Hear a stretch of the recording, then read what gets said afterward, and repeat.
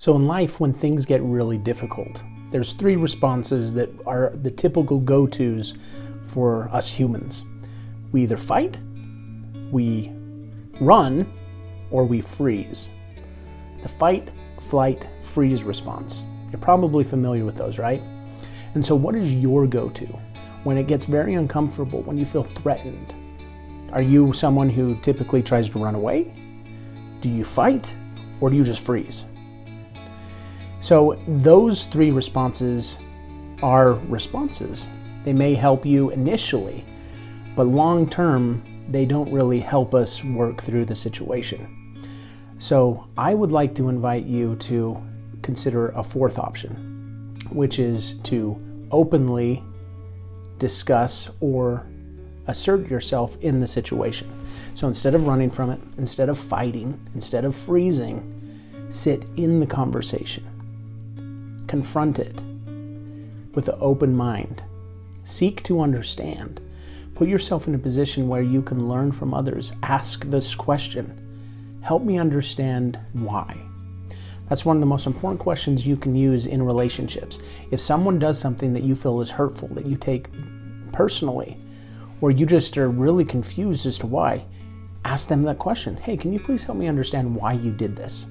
Can you please help me understand why you said this? And just listen, see what they say. Because by asking that question, oftentimes, once you hear the answer, you may realize, oh, there's no problem here. And then once you do ask, if you still feel like, oh, now it's time for me to share, I'm like, oh, okay, thank you for sharing that. Now can I share with you how I was feeling or my thoughts on the situation? Right, then you share yours. So there's the habit that seek first to understand and then to be understood. That helps people not be on the defensive. It helps as you listen to them, they're more likely to listen to you. And as you sit in that conversation, as difficult as it may be, you seek to understand one another's points of view. You sit in the conversation, you pay attention to yourself. What's coming up within you? What emotions are you feeling? What thoughts are you having?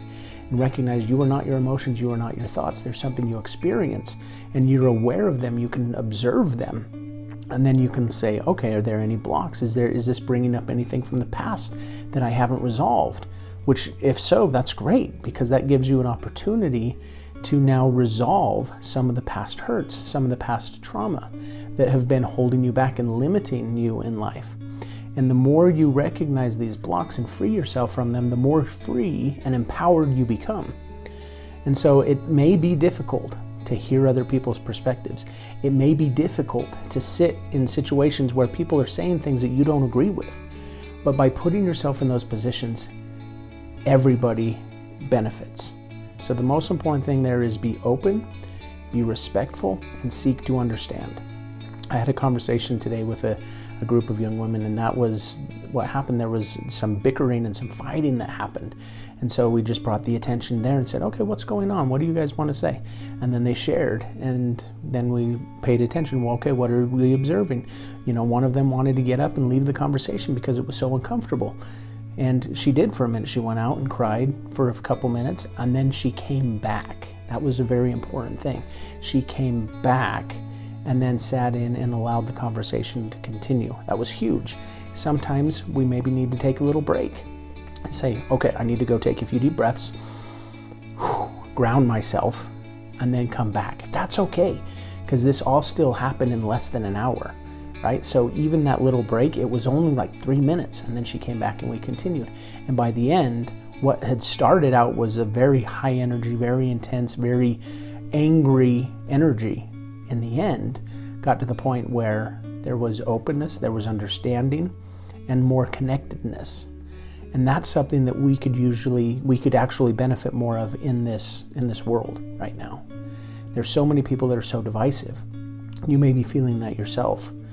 And so if so, just recognize you're okay. You are worthy, you are worth it, because a lot of our defensiveness, a lot of the problems we have with others stem from the fact that we don't feel good enough.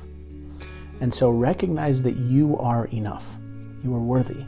You are worth it. You are a miracle. You have a purpose. And your opinions matter. And so does everyone else's. Or maybe you're one of those people where you think, you're really good at validating others, but you have a hard time validating yourself, or you have a hard time looking at others and seeing their strengths because what that might mean about you, right? So be willing to see the good in others, because the good is also in you. And it's okay to have these conversations, even if you feel uncomfortable. It's okay to listen to opinions that you don't agree with. It will benefit you, and it will benefit all of us. So today's message was a little bit longer, but if today's message was for you, go ahead and like this video, subscribe to the channel.